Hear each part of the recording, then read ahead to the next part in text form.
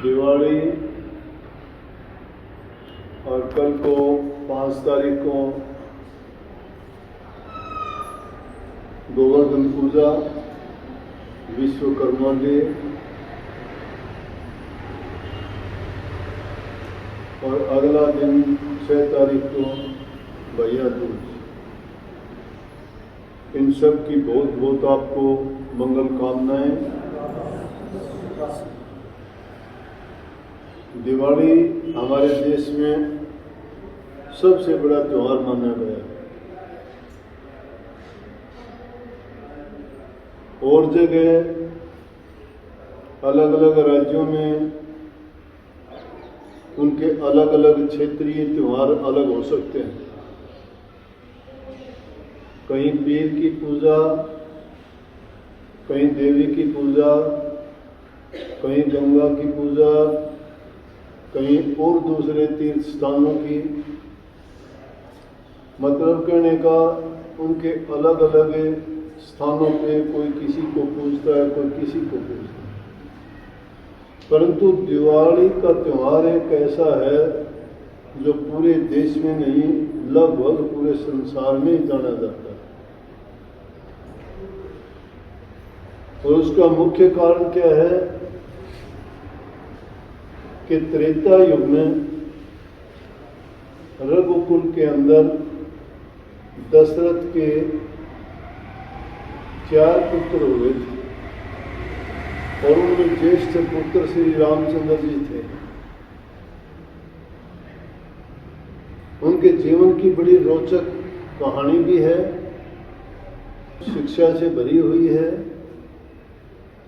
हमारे देश के उसमें रीति रिवाज, परंपराएं सब की सब अच्छे गुणों से और इंसान के जीवन को सही तरीके से चलाने के और खुशी और आनंद पूर्वक जीवन यापन करने के तरीके समझाती और बताती है। चाहे जैसा भी उनके साथ घटित हुआ, उन घटनाओं को स्वीकार ही नहीं किया, अपितु पूरे संसार को एक संदेश दिया और ऐसा संदेश दिया कि जिससे लोगों के दिलों में सुनते ही, देखते ही और उनकी याद करते ही शांति आ जाती है।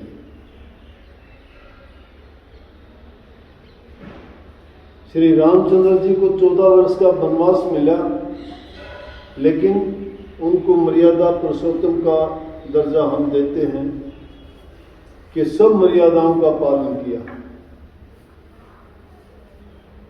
और ये त्योहार मनाने का मुख्य कारण क्या था? शायद हम रामायण सुनते हैं, रामलीलाएं हर साल देखते करते हैं, परंतु उसमें उस ओर हमारा ध्यान ही नहीं जाता कि उसका महत्व क्या है। महत्व को अगर जाने तो मैं कहता हूं दूसरा कोई ग्रंथ पढ़ने की जरूरत नहीं है। जीवन में कोई किसी को, चाहे वो व्यक्तिगत, चाहे वो पारिवारिक, चाहे सामाजिक, राजनीतिक, हमारे आर्थिक जीवन तक सब और हमें वो पूर्ण शिक्षा देके हमारे जीवन की सभी जरूरतों को पूरा करते हैं। श्री रामचंद्र जी को 14 वर्ष का वनवास हुआ। आध्यात्मिकता की ओर अगर लेकर जाएं तो भी सब ऊंचाइयों को छूती है, परंतु उस चीज को भी अगर छोड़ दें, बच्चा जानता है कि खुशी में हर कोई खुश होना चाहता है, शामिल होना चाहता है, उसका पूरा आनंद भी उठाता है। तो ये वो खुशी का दिन है कि 14 वर्ष का वनवास, उस वनवास के दौरान अनेकों प्रकार के कष्ट श्री राम ने लक्ष्मण जी के साथ, परमाता सीता जी के साथ जंगलों की खाक छानते हुए सहन किए। जिनको हम मानते हैं, लेकिन उन्होंने उनको कष्टों को माना नहीं, बल्कि उन कष्टों को भी सुख में बदल दिया। यही आध्यात्मिकता की शिक्षा है कि विपरीत हालत में भी जो इंसान भटकता नहीं, धैर्य रखता है, स्थिर रहता है, बुरी ख्याल और विचारों को अपने मन में जगह नहीं देता है, अच्छा वक्त आने का इंतजार करता है, बुरा वक्त होने पे भी शील, सब्र और संतोष को कायम रखता है, तो जब इस प्रकार से उस वक्त को गुजार देता है तो खुशी का अवसर भी खुशियां लेके आता है। 14 वर्ष का समय बीत गया, जंगलों में बीता, लड़ाइयां हुई, बड़े से बड़े कष्ट सहे, बड़े राक्षसों का संहार किया, ऋषि मुनियों के दर्शन हुए, उनसे आशीर्वाद प्राप्त किए, उनसे शिक्षाएं ली, और वहां रहते हुए अनेकों प्रकार के राजाओं से, विभिन्न जातियों से मिलाप हुआ, सबको दर्शन देके कृतार्थ किया, बंदर और भालू जैसी जातियों को भी अपने साथ मिला के उनका कल्याण किया। लंका जैसे प्रदेश में 400 योजन समुद्र पार लांग के वहां जो राक्षसों की नगरी थी, सब राक्षस कुल का कल्याण और उद्धार किया, विनाश नहीं उद्धार किया।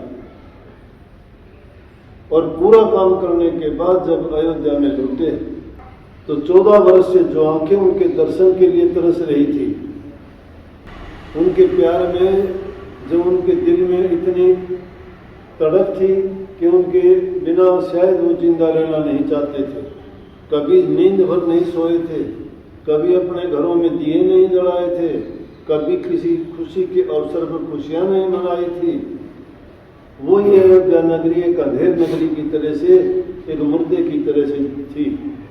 और 14 वर्ष के बाद जब श्री रामचंद्र जी आए, सब मकानों की, घरों की, गलियों की, कुचों की सफाई कर दी गई उनके सम्मान के लिए कि श्री रामचंद्र जी आज नगरी में आएंगे तो उनको देख के अच्छा लगेगा। दीप जलाए गए, खुशियां मनाई गई, गीत गाए गए, मंगल गाए गए, मालाओं से, फूलों से गलियों को, घरों को सजाया। पूरा का पूरा अयोध्या नगरी जगमगाने लगा, महकने लगा, और खुशियां ही खुशियां, हर तरफ देखो लोग मिठाई बांटते हैं, एक दूसरे को बधाई देते हैं। वो खुशी का आलम अगर उसको हम अपनी नजरों से देखते तो कितनी खुशी होती, परंतु आज भी उस रूप में तो नहीं मना सकते, लेकिन फिर भी हम अपने घरों की सफाई करते हैं, रंग रोगन करते हैं, सफेदी करते हैं, नए बर्तन धनतेरस को लेके आते हैं, हर प्रकार से घरों को सजाते हैं, और बहुत अच्छा है। मौसम बदलता है, गर्मी के मौसम की जो घरों में धूल कण मिट्टी आदि जम गई थी, अब ये अच्छा मौसम आता है सर्दी का, इसको स्वास्थ्यवर्धक मौसम भी हम कह सकते हैं। तो वो मौसम जा रहा होता है, घरों की सफाई करके इतने सुंदर बना देते हैं कि देखते ही बनता है। ये श्री रामचंद्र जी की खुशी में उस समय में किया गया था, तो आज भी हम उतनी ही खुशी मनाने का प्रयास करते हैं, एक दूसरे को बधाई देते हैं, मिठाई बांटते हैं, घरों को सजाते हैं, दिए जलाते हैं। अब तो दिए भी क्या अलग अलग जलाने लग गए, कहीं मोमबत्तियां जलाते हैं, कहीं लाइट लगाते हैं। वो दिए तो घी के दिए जलाए थे उन्होंने, और घी के दिए जलाए तो उससे पूरी अयोध्या नगरी महक गई थी। घी जलने से तो बहुत वातावरण शुद्ध और पवित्र होता है। यज्ञ हवन में इसीलिए घी डालते, तेल नहीं डालता कोई, मोमबत्ती नहीं जलाते उसमें, घी। और इसीलिए कह भी देते हैं ना कि बहुत खुशी होती है जब घी का दिया शादी में जलाते हो, कोई व्रत वगैरह करते हो उसमें जलाते हो, लक्ष्मी का पूजन करते हो उसमें घी का दिया जलाते हो। और कई बार तो जब इन माताओं बहनों का आपस में लड़ाई झगड़ा होता है ना, तो एक दूसरे को जब ताना देती हैं तो कहती है अब तो तेरे घी के जल गए, कहते हैं कि नहीं, घी के जलने का मतलब बहुत खुशी होगी अब तो तुम्हें। तो ये खुशी का मौका ये दिवाली का दिन है, उसके लिए आप सबको बहुत बहुत मंगल कामनाएं, बहुत बहुत आशीर्वाद। ये आपके लिए खुशियों भरा हो। मिठाई बांटो, बांटा करो। मिठाई बांटोगे तो तुम्हें मिठाई मिलेगी, बुराई बांटोगे तो बुराई मिलेगी। नेकी करोगे तो बदले में नेकी मिलेगी, बदी करोगे तो अपने आप भोगोगे, दूसरे का कोई उसमें लेना देना नहीं। बुराइयों से बचो, अच्छाई के रास्ते पर चलो, ये संदेश है रामायण का। श्री रामचंद्र जी ने साबित करके दिखाया, जिन्होंने कष्ट दिए उनको उन्होंने कष्ट नहीं दिया, उनको भी इज्जत मान सम्मान दिया। 14 वर्ष से वापस आने के बाद भी माता कैकेयी के साथ वैसा ही व्यवहार किया जैसे कौशल्या माता के साथ किया था। उन्होंने कोई घृणा नहीं दिखाई। उसी प्रकार से उनसे जब 14 वर्ष के लिए वनवास के लिए जिन्होंने वनवास का कारण बना, उन्हीं के चरण छू के कहते माता आशीर्वाद दो कि वर्ष का वनवास हम शांति से पूरा करके आपके पुनः आके दर्शन करें। ये वो महानता थी उनकी। तो उनकी जो चीजें हैं, भाई भाई का उसमें प्यार देखो, पिता पुत्र का देखो, पुत्र अपने पिता की आज्ञा का पालन करता। आज के जमाने में पुत्र करेगा क्या आज्ञा का पालन? पिता कहता है तुझे सजा दे दी, वो जवान था, उसका पिता बुजुर्ग था। आज का जमाना हो तो पुत्र उसकी गद्दी से उसको गिरा दे, खुद अपने आप बैठ जाए। जिंदगी बहुत छोटी है। जो इंसान इसमें नेकी करके जाता है, भला करके जाता है, अच्छे काम करके जाता है, अच्छा तो उसका होता है, लेकिन दुनिया की नजरों में वो अपनी जगह बना लेता है, उनके दिलों पर वो राज करता है। सदियों तक उसकी पूजा होती है नेकी की, बुराई की पूजा नहीं होती। बुराई को तो आज तक जो आज से पीछे देखा हुआ दशहरे पर क्या हालत हुई थी, कागजों का रावण बना के भी आग लगाते हैं, बुराई को आग लगाते हैं। इसलिए बुराई को आग लगाया करो, बुरी भावना, बुरे विचार, बुरे ख्यालात, पाप कर्म से बचो, ईर्ष्या निंदा द्वेष ना करो, किसी के बारे में गलत ख्याल और गलत विचार और गलत भाषा मत बोलो। इंसान की भाषा में रस होना चाहिए। मीठा बोलोगे दूसरे को सुखी बना दोगे, तुम भी सुखी रहोगे। बुरा बोलोगे दूसरे को भी आग लगा दोगे, और वो आग लगी हुई तुम्हें भी जला देगी, भस्म कर देगी। इसलिए जबान को कंट्रोल में रख के बोलो, जो बोलते हो मीठा बोलो, जो बोलते हो उस जिससे सुख पैदा हो ऐसी वाणी बोलो। वाणी बोलो उसमें अहंकार को त्याग के बोलो।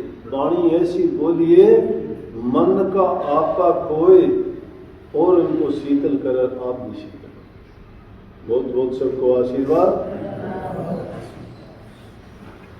घर जाके सब मिठाई बांटना, मिठाई खाना, मिठाई खिलाना। घरों में खूब दिए जलाना, घी के दिए जलाना। प्रकाश करने से भी मतलब है, दोनों काम करता है दिया, प्रकाश भी देता है, वातावरण को भी शुद्ध और पवित्र करता है, और मन में भी शांति देता है। घी का ये तुम लाइट जलाते हो ना, इंसान को बहुत बड़ा क्रोध बढ़ा दिया इसने। बिजली में तो करंट होता है, बिजली में करंट होता है ना, आग ला के देखो, लगते इतना लगेगा तो फिर बहुत लगता है ना, लेकिन दीपक से अंधेरा दूर होता है, शांति मिलती है। अंधेरे में तो इंसान को मुलाट करने लग जाएगा, डरेगा, दिल नहीं लगेगा। प्रकाश करते ही आनंद आएगा, शांति। और प्रकाश भी मीठा, चंद्रमा जैसा। प्रकाश तो सूर्य भी करता है, लेकिन बहुत तेज प्रकाश उसका जलाता भी तो है ना। लेकिन चंद्रमा का कितना भी तेज प्रकाश वो जलाता नहीं, शांति ही देता। इसी प्रकार से घी का दीपक प्रकाश देने के साथ साथ शांति भी देता है। चंद्रमा के प्रकाश की तरह से, सूर्य के प्रकाश की तरह से नहीं है। सूर्य प्रकाश तो देता है, गर्मी भी देता है, लेकिन चंद्रमा देखो प्रकाश भी देता है, गर्मी नहीं देता। संतों की वाणी भी ऐसी होती है, वो आदमी के दोनों जीवन सुधारती है, ये जीवन भी सुधारती है और उसकी ताकत को भी बढ़ा देती है। इसलिए शिक्षा लेके और अच्छी बातों को अपनाया करो, बुराइयों को त्यागा करो, ये संदेश है रामायण। तुलसीदास जी ने रामायण लिखी। तुलसीदास जी श्री राम के भगत थे। भगत रात दिन जिसकी भक्ति करते थे वही याद रहेगा, वही उनका इष्ट था। और सूरदास जी के इष्ट श्री कृष्ण जी थे। जगह जगह देखो सूर श्याम आया है ना। और एक बार ऐसा हुआ कि दोनों का मिलन हो गया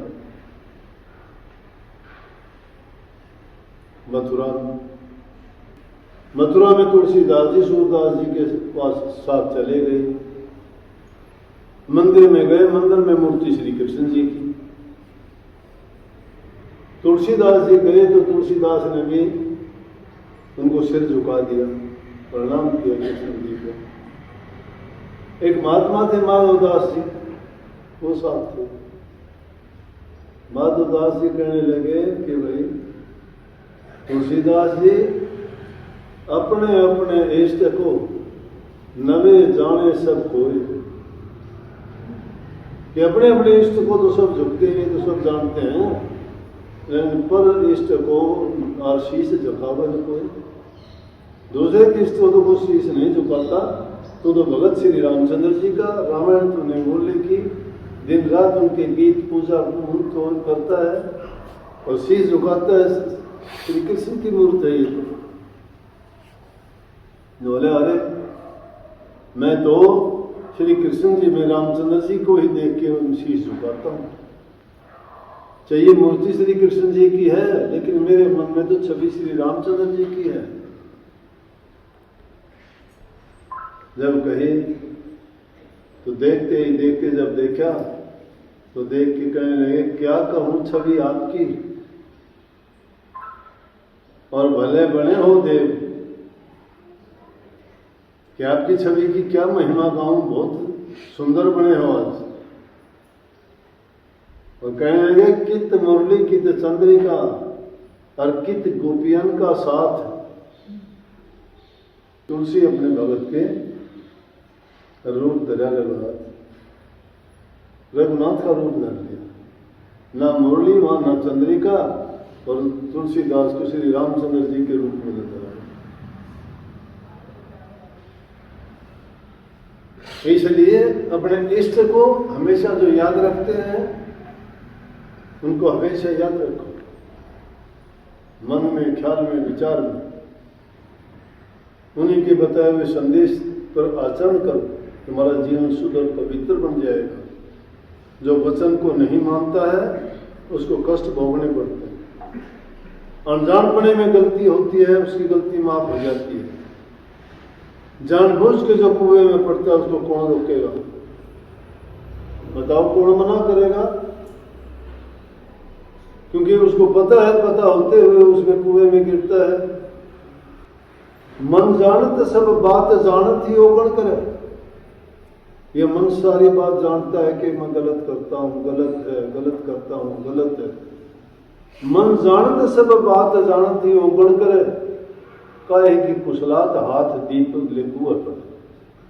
कुशलता कहाँ है? जानता भी है, मैं जानता हूं, अहंकार भी है, जानता कहाँ है? गलती करता है तो जानता कहाँ है? जानने वाला तो गलती नहीं करता। कुशल कहाँ है? वहां कहाँ मंगल होगा? जानबूझ के जो कुएं में गिरता है उसको कौन निकाले? अनजानपने में जो गलती होती है माफ होती है, जानबूझ के करता है उसका माफी का खाना परमात्मा के दरबार में नहीं है, परंतु संतों के दरबार में है। लाख गलतियां करके भी अगर तौबा करोगे तो माफी होगी, लाखों बार माफी होगी, एक बार नहीं लाखों बार। परमात्मा तो एक बार भी माफ नहीं करता, लेकिन संत करते हैं। बहुत बहुत आशीर्वाद। फिर से मंगल कामना दिवाली की खूब खुशियां मनाओ, मिठाई बांटो, खाओ, खिलाओ, मौज मनाओ, मस्ती करो, दिए जलाओ, खुशियां मनाओ और घी के जलाओ। चलो।